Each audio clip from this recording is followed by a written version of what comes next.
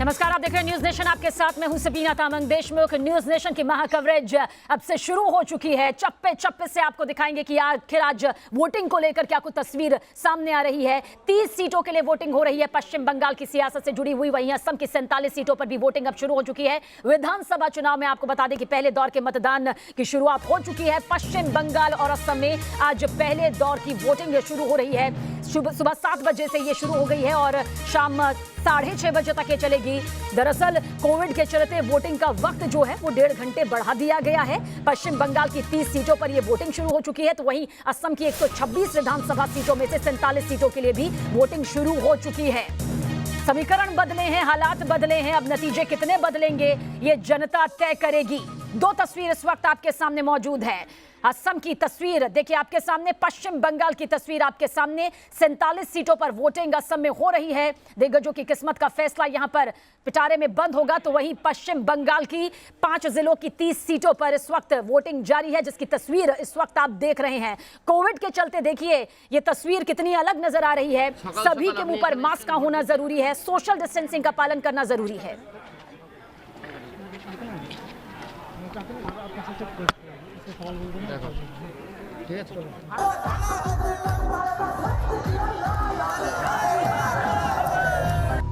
2021 का सबसे बड़ा चुनावी मुकाबला। पश्चिम बंगाल में पहले चरण की वोटिंग। 30 सीटों पर 191 उम्मीदवारों की किस्मत का फैसला आज। कौन किस पर पड़ेगा भारी? पश्चिम बंगाल में ममता बनर्जी की कुर्सी बरकरार रहती है या फिर सत्ता परिवर्तन होता है, ये तो 2 मई को पता चलेगा।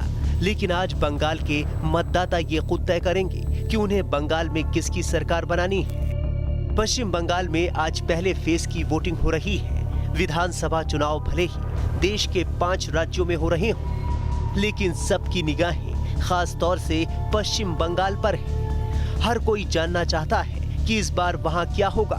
बंगाल में पहले दौर की 30 सीटों पर आज वोटिंग होगी। ये सभी आदिवासी बहुल जंगल महाल के हिस्से हैं। जिन जिलों में आज वोटिंग हो रही है उनमें बांकुरा, पुरुलिया, झारग्राम, पश्चिमी और पूर्वी मिदनापुर जिले शामिल हैं। 30 सीटों पर टीएमसी और बीजेपी ने 29 सीटों पर, जबकि लेफ्ट, कांग्रेस, आईएसएफ गठबंधन ने सभी सीटों पर उम्मीदवार उतारे हैं। पहले चरण में पुरुलिया और झारग्राम जिले की सभी सीट शामिल हैं। आज पहले फेज में 73 लाख से ज्यादा वोटर हैं, जो कुल 191 उम्मीदवारों की किस्मत का फैसला कर रहे हैं। इसके लिए 10,288 पोलिंग स्टेशन बनाए गए हैं। पहले चरण में पुरुलिया की 9, बांकुड़ा की 4, झारग्राम की 4, पश्चिमी मिदनापुर की 6 सीटों के अलावा पूर्वी मिदनापुर की बेहद महत्वपूर्ण 7 सीटों पर वोटिंग हो रही है। पूर्वी मिदनापुर बीजेपी नेता शुभेंदु अधिकारी का गढ़ माना जाता है।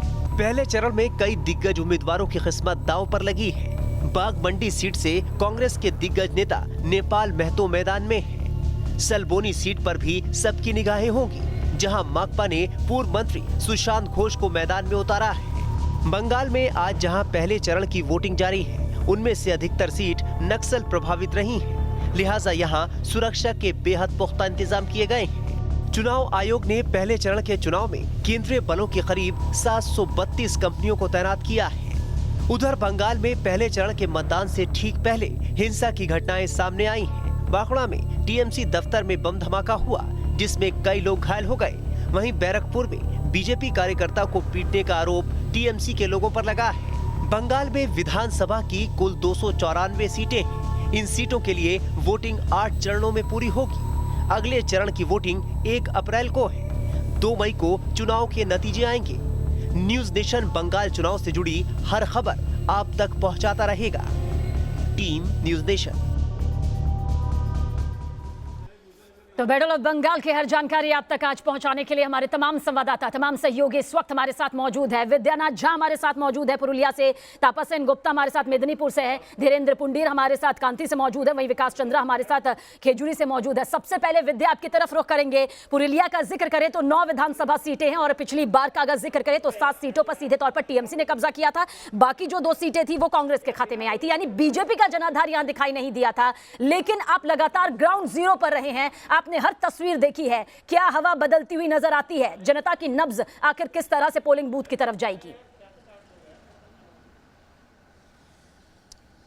देखिए, अगर पुरुलिया की बात करें तो यहाँ का जो मुकाबला है वो त्रिकोणीय मुकाबला है, क्योंकि अभी जो कांग्रेस के विधायक हैं वो बीजेपी के टिकट पर चुनावी मैदान में है। दूसरी तरफ कांग्रेस ने भी अपने उम्मीदवार को यहाँ से उतारा है और जिला के जो अध्यक्ष हैं टीएमसी के, वो इस बार चुनावी मैदान में है। तो यहाँ का मुकाबला त्रिकोणीय है और यहाँ का मुकाबला दिलचस्प भी है। देखिए, पुरुलिया वही जगह है जहाँ से बीजेपी ने अपना जनाधार पश्चिम बंगाल में बढ़ाना शुरू किया था। पुरुलिया वही जगह है जहाँ पर खून खराबे की खबर आई थी और उसके बाद बीजेपी ने यहाँ पैर पसारना शुरू किया था। तो यहाँ का चुनाव बहुत महत्वपूर्ण है और बहुत इंटरेस्टिंग भी है। इंटरेस्टिंग इसलिए मैं कह रहा हूं क्योंकि देखिए, जो कांग्रेस के पहले नेता थे वो अब बीजेपी के नेता हो गए हैं, यानी कि जो जनाधार उनके पास था वो लेकर बीजेपी की तरफ आ गए हैं। दूसरी तरफ कांग्रेस ने भी अपनी यहां से पूरी ताकत लगा रखी है। कांग्रेस को पता है कि कुछ सीटें जो उसके पास थी, अगर वो भी उसके पास नहीं बचेंगी तो फिर उसका सुपड़ा साफ हो जाएगा। दूसरी तरफ टीएमसी किसी भी हाल में नहीं चाहती है कि वो पश्चिम बंगाल को गवाए। भले ही कई चरणों में पश्चिम बंगाल के चुनाव हो रहे हैं, लेकिन तमाम चरण जो है दोनों ही पार्टी के लिए, टीएमसी और बीजेपी के लिए बहुत महत्वपूर्ण है। बाकी दल जो हैं वो अपनी ताकत लगा रहे हैं, लेकिन कड़ा मुकाबला और जबरदस्त मुकाबला जो है वो टीएमसी और बीजेपी के लिए है। दूसरी बात आपने कही कि बीजेपी का इससे पहले जनाधार नहीं था। बीजेपी का 2016 में भले ही जनाधार नहीं था, लेकिन देखिए 2021 आते आते बीजेपी ने 2019 में लोकसभा चुनाव के बाद यहां पर अब स्थिति हालात ऐसे कर दिए हैं कि मुकाबला सीधे सीधे टीएमसी और बीजेपी के बीच है। बिल्कुल, और मुकाबला सीधे तौर पर टीएमसी बीजेपी के बीच नजर आता है, क्योंकि कांग्रेस का जो जनाधार है वो पहले से ही गायब नजर आता है। खासतौर से रोड शो या प्रचारकों की लिस्ट में कहीं कांग्रेस दूर दूर तक यहां पर नजर नहीं आई। वो भी सवाल यहां पर बार बार खड़े होते रहे हैं। विकास चंद्र हमारे साथ है खजूरी से। विकास, खजूरी की रणनीति, सियासी समीकरण क्या कुछ इस वक्त कहानी बयां करते हैं, खासतौर से क्योंकि अब वोटिंग की प्रक्रिया शुरू हो चुकी है? जनता के लिए वो कौन से अहम मुद्दे आपको नजर आते हैं जिसके चलते वो पोलिंग बूथ की तरफ रुख करेंगे इस बार? देखिए, ये जो खजूरी विधानसभा क्षेत्र है ये पूर्वी मिदनापुर जिले में पड़ता है। यह पूरा इलाका शुभेंदु अधिकारी के प्रभाव क्षेत्र का है और न सिर्फ शुभेंदु अधिकारी बल्कि कहें कि उनके पूरे परिवार का दबदबा इस पूरे इलाके में है। लिहाजा लड़ाई यहाँ बहुत ही दिलचस्प है, क्योंकि शुभेंदु अधिकारी टीएमसी के शिल्पकारों में शामिल रहे हैं। कभी ममता बनर्जी के बहुत ही खास हुआ करते थे और रणनीतिकार हुआ करते थे, अब वो बीजेपी के नेता हैं। लिहाजा यहाँ पर अगर हम वामपंथ लेफ्ट फ्रंट की अगर बात करें तो वो तीसरी शक्ति बनने के लिए प्रयासरत दिखाई देता है, लेकिन असल लड़ाई यहाँ टीएमसी और बीजेपी में ही दिखाई देता है, क्योंकि शुभेंदु अधिकारी एक तरफ हैं, दूसरी तरफ ममता बनर्जी ने भी अपनी पूरी ताकत इस इलाके में लगा दी है। न सिर्फ नंदीग्राम में बल्कि चूंकि माना जाता है कि पूरा ये इलाका शुभेंदु अधिकारी का है, तो टीएमसी ने और ममता बनर्जी ने अपनी पूरी ताकत लगाई है। लिहाजा यहाँ के अगर हम मुद्दे की अगर हम बात करें तो यहाँ भी ध्रुवीकरण बहुत तगड़ा दिखाई देता है। शुभेंदु अधिकारी के बीजेपी में जाने को लेकर के भी यहाँ काफ़ी चर्चाएँ हो रही हैं, उस मसले पर भी लोग बात करते हैं। लेकिन यहाँ इस बार ममता वर्सेस शुभेंदु की लड़ाई यहाँ पर दिखाई दे रही है और तमाम जो अहम मुद्दे होने चाहिए थे, जो किसी भी विधानसभा चुनाव में होते हैं, वो मुद्दे यहाँ पर थोड़े गौण से दिखाई देते हैं। और ये जो खजूरी विधानसभा क्षेत्र है, इसकी अगर हम बात करें तो इसका इतिहास हिंसा का रहा है, चाहे वो पंचायत का चुनाव हो या लोकसभा का चुनाव हो या विधानसभा का चुनाव हो। और जहाँ मैं अभी मौजूद, ये पूरा इलाका हिंसाग्रस्त हमेशा से, जब भी चुनाव होते हैं यहाँ हिंसा होती ही होती है इस इलाके में। लिहाजा इस बार बहुत ही चाक चौबंद व्यवस्था चुनाव आयोग की तरफ से की गई है। सभी जगहों पर सिर्फ बीएसएफ के जवानों को तैनात किया गया है। तो एक तरीके से अगर कहें तो ये जो प्रथम चरण का चुनाव है, खास तौर पे अगर पूर्वी मिदनापुर की अगर हम बात करें या चाहे पश्चिमी मिदनापुर की बात करें, यानी इस इलाके की हम बात करें, तो यहाँ बीजेपी और टीएमसी में एक मूंछ की लड़ाई दिखाई देती है, क्योंकि ममता बनर्जी ने भी अपनी ताकत झोंकी है, शुभेंदु अधिकारी ने भी अपनी ताकत झोंकी है। ये वो इलाका था जहाँ पहले बीजेपी का कुछ लेना देना नहीं था, क्योंकि पहले 5 साल पहले की स्थिति को देखें तो यहाँ बीजेपी का कार्यकर्ता ढूंढने जी, हम चाहेंगे कि आप पीछे अगर कुछ लोग जो यहाँ पर मतदान के लिए पहुंचे हैं, अगर आप सभी इनसे बातचीत करें, आगे आपकी तरफ रुख करेंगे। धीरेन्द्र की तरफ रुख कर लेते हैं। धीरेन्द्र, पूर्वी मिदनापुर से कांती में पीएम मोदी ने एक महान जनसभा को संबोधित किया था, एक महाजनसभा यहां पर हुई थी और हमने देखा था कि किस तरह से बढ़ चढ़कर लोग वहां पर पहुंचे थे, गरजते हुए पीएम मोदी नजर आए थे। आप इस वक्त जहां मौजूद हैं, अगर कुछ लोग वहां पर हैं, किस तरह से, कौन से मुद्दे उनके जहन में इस वक्त है, क्या कुछ उन्हें लग रहा है जिसको ध्यान में रखते हुए वो आज अपना मत देने जाएंगे? देखिए, जहां मैं यहाँ मौजूद हूँ, ये कांथी दक्षिण की सीट है। यहाँ पहले टीएमसी थी, अभी यहाँ लोगों की तादाद है। ये पूरी लाइन सुबह से लगनी शुरू हो गई है।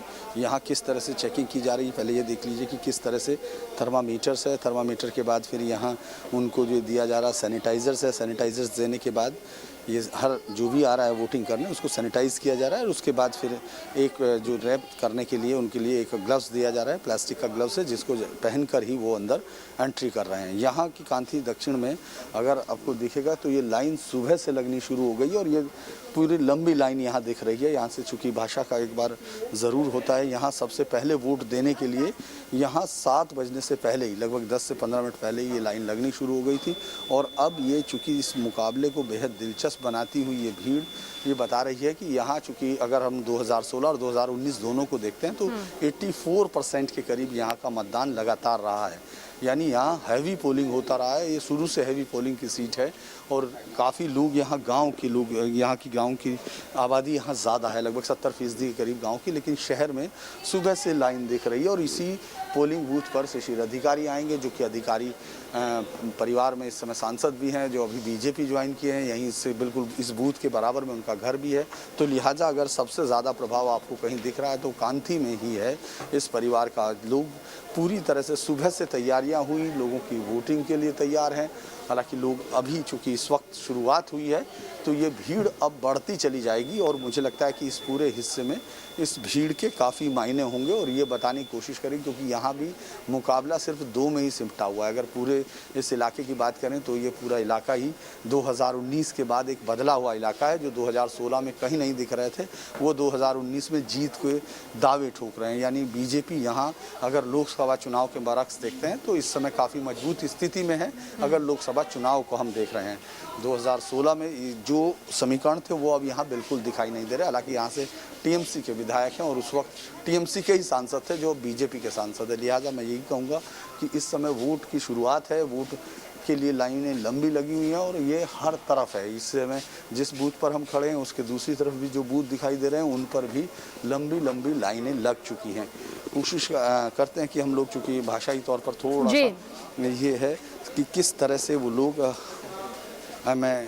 अच्छा, आप जब सबसे पहले वोट देने के लिए लाइन में लगे हुए हैं तो क्या सोच रहे हैं कि क्या चीज़ होनी चाहिए जो नई सरकार, हम ये नहीं पूछ रहे किसकी सरकार आनी है।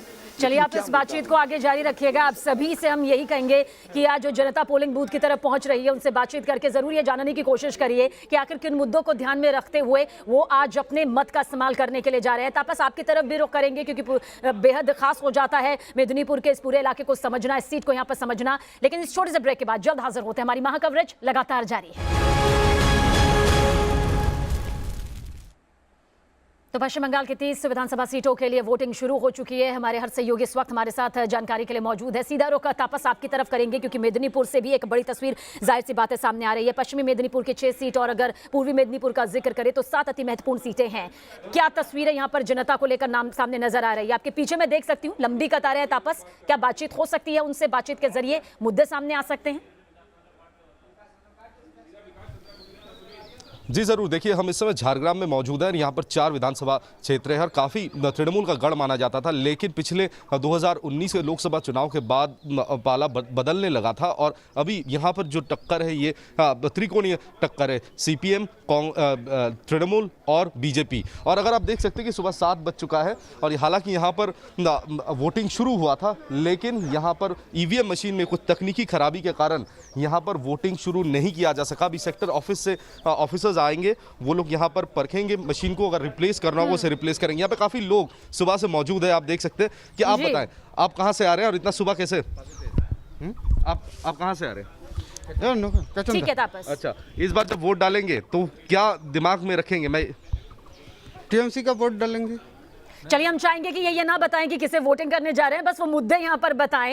जाहिर सी बात है एक बड़ी तस्वीर आज नजर आएगी पश्चिम बंगाल की सियासत से, क्योंकि 30 सीटों पर वोटिंग शुरू हो चुकी है। आप सभी हमारे साथ बने रहिएगा। हर अपडेट सबसे पहले न्यूज नेशन के जरिए दर्शकों तक न्यूज नेशन पहुंचा रहा है अपनी महा कवरेज के जरिए। जल्द हाजिर होते हैं।